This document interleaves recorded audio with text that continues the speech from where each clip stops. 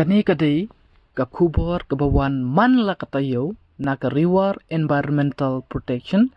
and Sustainable Development Organization ya kabal asing house name arjar ka kandai. Menta ka sengi ka badai ka laipotrik ubna bishpo arjar ar ni na ka seng nyuwanra happy habadai bat ki kam jong ka seng REPSDO kam tam nak unit beper jong ka seng. Haka arpnai terik ubna bishpo house name arjar ar ka REPSDO mak hawinit ka REPSDO langkawet unit ka REPSDO light miring unit ka REPSDO mau yang unit ka REPSDO mau peran unit ka REPSDO kenton sair unit ka REPSDO ringkau unit ka REPSDO nombla unit ka REPSDO maulam unit ka REPSDO menring unit ka REPSDO riwa unit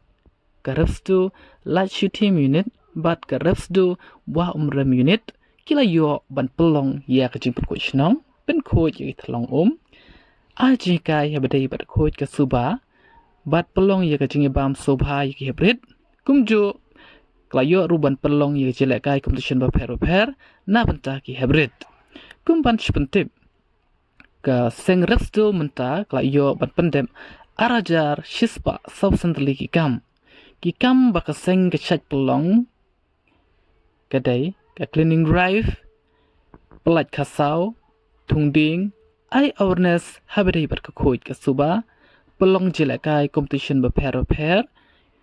ka jing ai soba shakilong ying ki ba shem shitom ai kusnam ya kino ki batray shitom habadai bat kam panem riang pelong ya ka nature exposure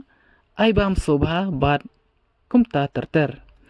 ka REPSDO central body ka ai kublai kerpang ya barok kinalam unit jong ka seng bat ka kitbok kitruyang ya barok kinalam bat kit khot bakina kiu shaprang haka jengim jongki yi sosorong ya phi ba phila yo banle ya ki kam ki bakrautam haka imlang salang kublai shibun kani kawan na ka seng REPSDO kublai